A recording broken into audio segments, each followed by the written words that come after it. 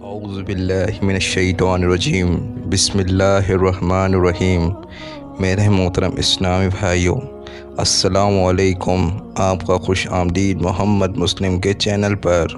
آج کا واقعہ حضرت داؤد علیہ السلام کی قوم پر عذاب۔ حضرت داؤد علیہ السلام کی قوم 70,000 آدمی عقبہ کے پاس سمندر کے کنارے الا نیمی گاؤں میں رہتے تھے، اور یہ لوگ بڑی فحاشی اور خوشحالی کی زندگی بسر کرتے تھے۔ اللہ تعالیٰ عز و جل نے ان کو بڑی نعمتوں سے نوازا تھا۔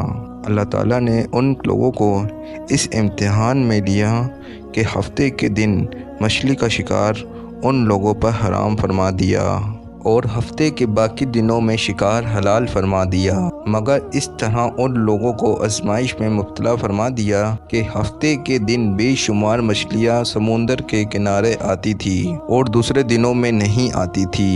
تو شیطان نے ان لوگوں کو یہ طریقہ بتا دیا کہ سمندر سے کچھ نالیاں نکال کر خشکی میں چند حوض بنا لو، اور جب ہفتے کے دن ان نالیوں کے ذریعے مچھلی حوض میں آ جائے تو نالیوں کا منہ بند کر دو اور اس دن شکار نہ کرو، بلکہ دوسرے دن آسانی کے ساتھ ان مچھلیوں کو پکڑ لو۔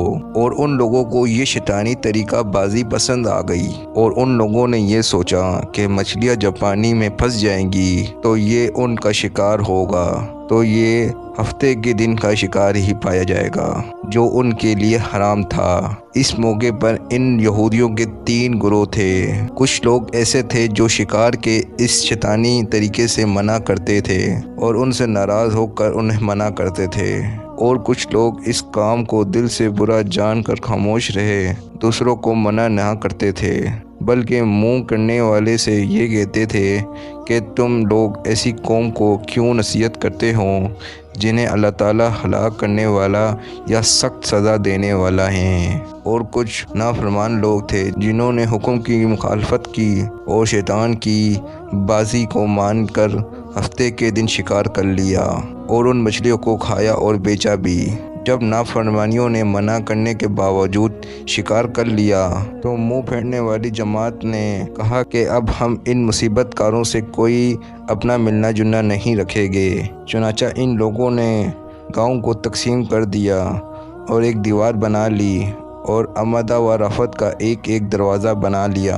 حضرت داؤد علیہ السلام نے غضبناک ہو کر شکار کرنے والے پر لعنت فرما دی۔ اس کا اثر یہ ہوا کہ ایک دن خطا کاروں میں سے کوئی باہر نہیں آیا، تو انہیں دیکھنے کے لیے کچھ لوگ دیوار پر چڑھ گئے، تو کیا دیکھا کہ وہ سب بندروں کی صورت میں منسلخ ہو گئے ہیں۔ اب لوگ ان مجرموں کا دروازہ کھول کر اندر داخل ہوئے تو وہ بندر اپنے رشتہ داروں کو پہچانتے تھے اور ان کے پاس ان کے کپڑوں کو سونگھتے تھے اور زور زور سے روتے تھے، مگر لوگ ان بندروں کو نہیں پہچانتے تھے۔